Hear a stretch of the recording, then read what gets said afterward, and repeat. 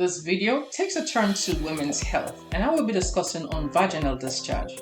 However, this is a very broad topic, and so my emphasis will be on abnormal vaginal discharge encountered during the female reproductive years, especially those due to sexually transmitted infections, STIs. Now, the normal female physiology dictates the experiences of cyclical changes during the reproductive years.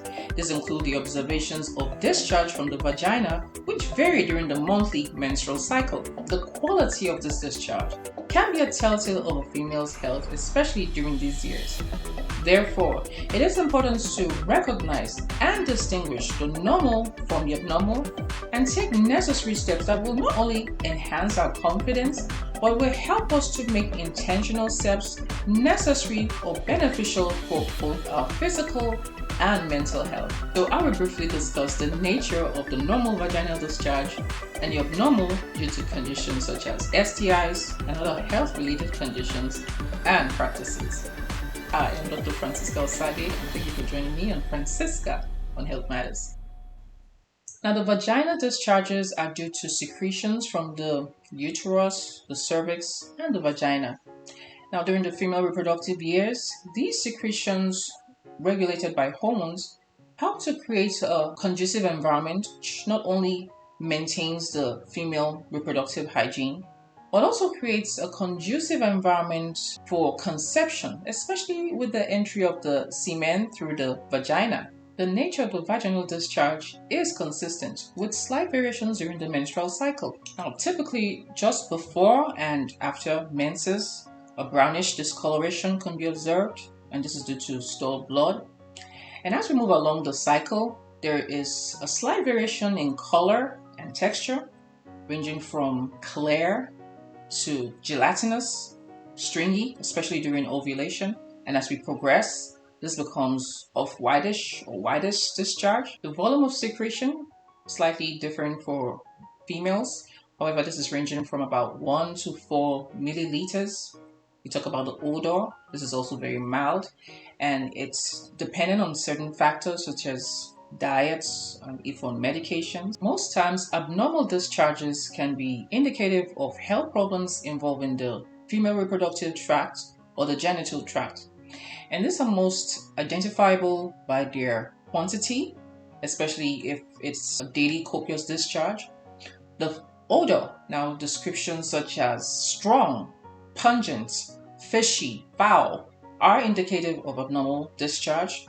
The colors describing grayish discharge, greenish yellow, even brownish, especially if intermenstrual or continuous brownish discharge. These are indicative of abnormal discharges. Now, these abnormal vaginal discharges can also be accompanied by signs and symptoms indicative of infectious or inflammatory conditions. And these will include signs and symptoms of rash, the presence of ulcers, pain within and around the genitals, pain felt during urination or sexual intercourse, swellings around the genitals, especially lymph node swellings, signs of systemic involvement such as fever, joint pains, muscle pain, general feeling of unwell. It is also important to note that the absence of these signs and symptoms does not exclude the presence of an infection, especially the presence of an STI, especially because STIs can be asymptomatic.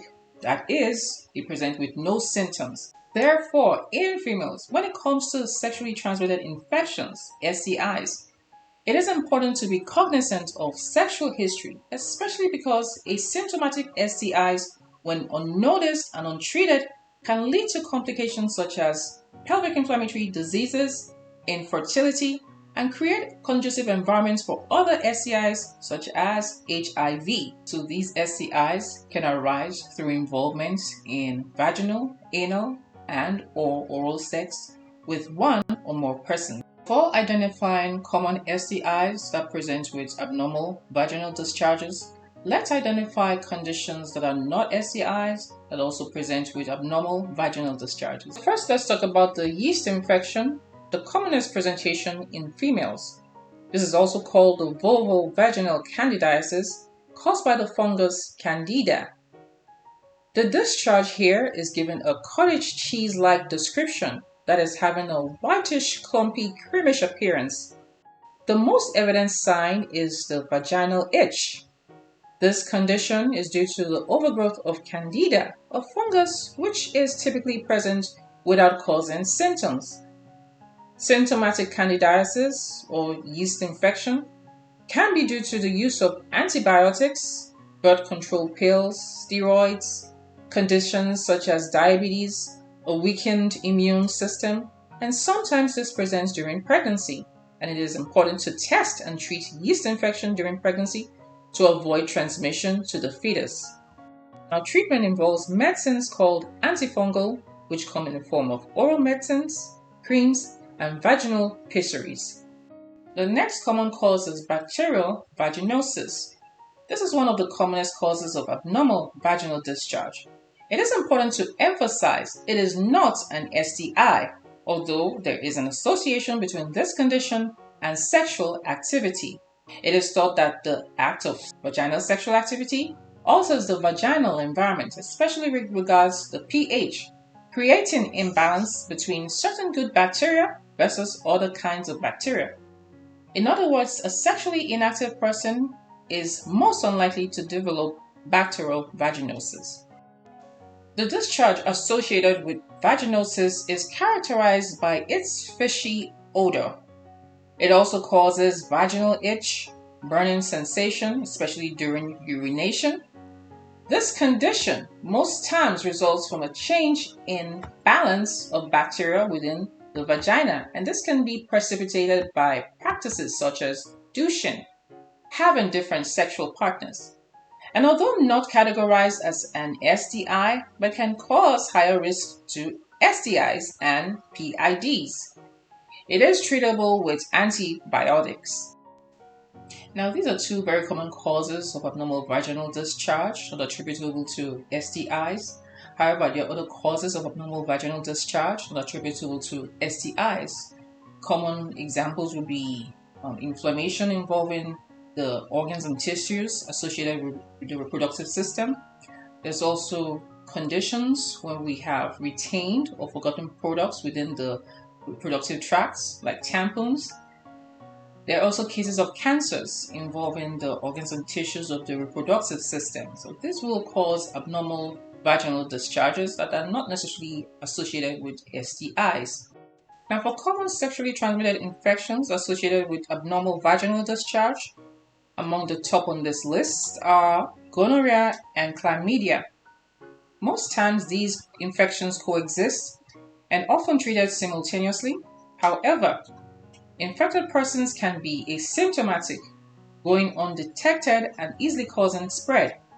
When symptomatic in females with discharge, the discharge is thick, and discharge associated with gonorrhea has a greenish yellow hue and a foul smell. There also could be painful sensation within genitals due to inflammation and pain experienced during urination and sexual intercourse. There could also be observations of spotting or intermenstrual bleed. Oropharyngeal lesions can also be present when associated with oral sex. Now, both partners should be present for treatment, as injections will be given to treat the gonorrhea. If not treated, complications arising include pelvic inflammatory disease, infertility, and development of other STIs. Now, other effects involving the joints, heart, valves, and brain can also be seen. There's also the risk of predisposition to cancers involving the organs associated with the reproductive system, example, cervical cancer. Now, trichomonas is also a very common STI giving abnormal vaginal discharge, and it is caused by the parasite Trichomonas vaginalis. It can present asymptomatically, but when with symptoms, it can cause abnormal discharge with a greenish yellow hue and a fishy smell. Vaginal itch and burning sensations within genitals are also common. Its treatment will require the giving a course of antibiotics to both sexual partners. Genital herpes is caused by the virus commonly referred to as HSV, herpes simplex virus. This will cause increased vaginal discharge.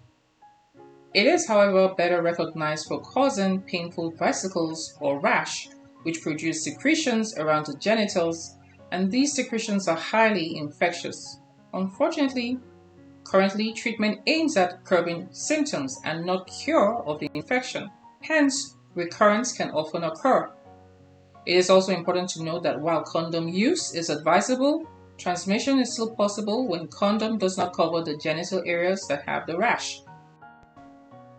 The best prevention is abstinence, which is 100% effective. Now, if this becomes a challenge, another option is restricting to a monogamous relationship with the regular use of condoms and availing oneself for regular screenings for STIs. It's also advisable to disclose one's positive status, although this discussion can be very difficult, which might require pre-counseling. However, it allows for trust and transparency and also gives the option to take preventive measures. And in the case of a positive STI, it is highly advisable to seek treatment, which might also require the treatment of sexual partner or partners. Now, personally, due to my perception, I think there's a need for an awareness, especially amongst young females, about the various causes of abnormal vaginal discharge, especially because there seems to be a stigma associated with having abnormal vaginal discharge.